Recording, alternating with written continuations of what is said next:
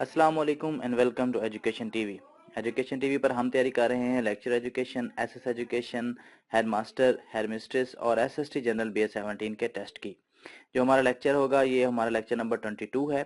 इससे पहले हम फिलॉसफी ऑफ एजुकेशन को और एजुकेशन टेस्टिंग एंड मेजरमेंट इन दो बुक्स को हम अल्हम्दुलिल्लाह कंप्लीट कर चुके हैं। और आज जो हमारी बुक होगी वो है एजुकेशनल साइकोलॉजी। हम इसी तरह इंशाल्लाह एजुकेशन के सारे सिलेबस को कंप्लीट करेंगे। आप लोगों की सहूलत के लिए जो दो बुक्स हम ऑलरेडी कंप्लीट कर चुके हैं उनकी प्लेलिस्ट भी बना दी गई है, ताकि आप लोगों को बआसानी सब लेक्चर जो हैं वो एक ही जगह पर एक ही प्लेटफॉर्म पर अवेलेबल हों और बआसानी आप उनको असेस कर सकें। आप लोग इसी तरह एजुकेशन टीवी को देखते रहिए और सीखते रहिए। एजुकेशनल साइकोलॉजी में जो हमारा आज का टॉपिक है वो है स्ट्रक्चरलिज्म।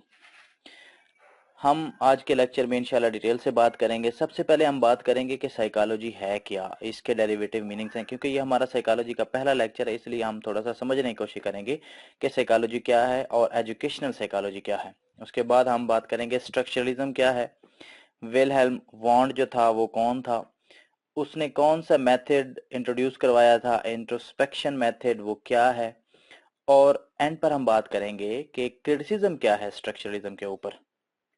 तो सबसे पहले बात करते हैं साइकोलॉजी की। जो टर्म है साइकोलॉजी ये दो ग्रीक वर्ड से निकला है, एक है साइकी और दूसरा है लोगोस।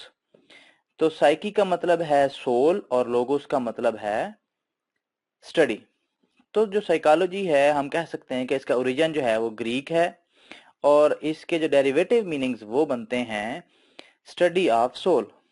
इसको कुछ लोग, कुछ साइकोलॉजिस्ट डिफरेंट तरीके से भी इसको प्रेजेंट करते हैं या उसकी डेफिनेशन बयान करते हैं। वो ये है कि इसको हम साइकोलॉजिस्ट हैं वो स्टडी ऑफ माइंड कहते हैं, कुछ इसको स्टडी ऑफ कॉन्शियसनेस बोलते हैं और कुछ इसको स्टडी ऑफ ह्यूमन बिहेवियर भी बोलते हैं। इसको कई तरीके से डिफरेंट साइकोलॉजिस्ट ने डिफाइन किया है।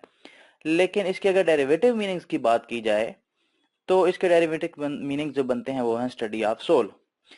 अक्सर पीपीएससी के क्वेश्चंस ये पूछ लिया जाता है पेपर्स में कि साइकोलॉजी का ओरिजिन क्या है। तो याद रखिएगा इसका ओरिजिन जो है वो ग्रीक है, यानी कि ये दो ग्रीक वर्ड से निकला है।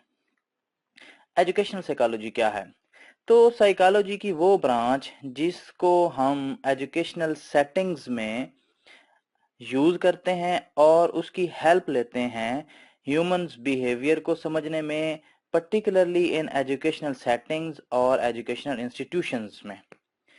तो इसकी डेफिनेशन इस तरह से बनेगी कि जब हम साइकोलॉजी के रूल्स को, उसके नॉलेज को हम अप्लाई करते हैं एजुकेशन में और उसकी मदद से हम अपने स्टूडेंट्स का, टीचर्स का, एजुकेशन के सेटिंग में और उसके इंस्टीट्यूशंस में उनका जब हम बिहेवियर अंडरस्टैंड करते हैं तो वो साइकोलॉजी की ब्रांच जो हमें ये सब कुछ करने में हेल्प आउट करती है वो है एजुकेशनल साइकोलॉजी।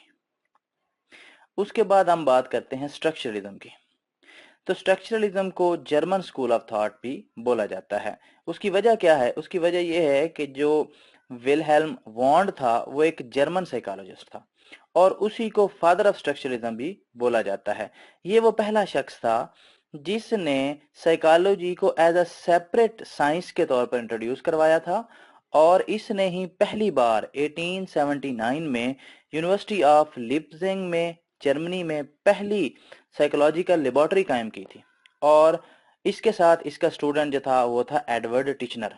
इनने मिलकर एक पहली साइकोलॉजिकल लेबोरेटरी कायम की और पहली बार विलहेल्म वॉन्ड ने इसको, साइकोलॉजी को, एक सेपरेट साइंस के तौर पर भी इंट्रोड्यूस करवाया। अब इसने जो फोकस किया था वो था basic building blocks of mind के ऊपर। तो स्ट्रक्चरलिज्म है क्या? स्ट्रक्चरलिस्ट जो हैं ये बिलीव करते थे कि जो हमारा माइंड है उसके डिफरेंट स्ट्रक्चर्स हैं, वो डिफरेंट स्ट्रक्चर्स से मिलकर बना है, इसके डिफरेंट कंपोनेंट्स हैं। तो स्ट्रक्चरलिस्ट जो हैं वो साइकोलॉजी को इस तरह से डिफाइन करते हैं कि study of building blocks of mind या स्ट्रक्चर ऑफ माइंड जो है इसकी जो स्टडी है वो साइकोलॉजी है।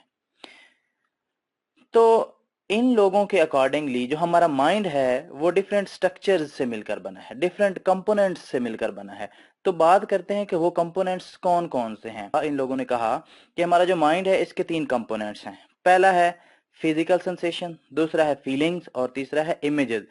जो पहला पार्ट है हमारे माइंड का या उसका स्ट्रक्चर है, उसमें जो चीजें होती हैं, जो डिफरेंट स्टिमुलस होते हैं जो हमारी सेंसेशंस को टच करते हैं, उसमें पहले स्ट्रक्चर में या पहले हिस्से में वो चीजें होती हैं। दूसरे में उन चीजों से रिलेटेड जो फीलिंग्स होती हैं, प्लेजेंट और अनप्लेजेंट फीलिंग्स, गुड और बैड फीलिंग्स, जो भी उस फिजिकल स्टिमुलस के साथ फीलिंग्स अटैच होंगी वो इस पार्ट ऑफ माइंड में होंगी। फॉर एग्जांपल, आपने एक ब्यूटीफुल फ्लावर देखा, कोई खूबसूरत बिल्डिंग देखी, तो उससे रिलेटेड जो आपकी फीलिंग्स होंगी वो इस पार्ट ऑफ माइंड में होंगी। और तीसरा है इमेजेस, इसको मेमोरी भी बोलते हैं।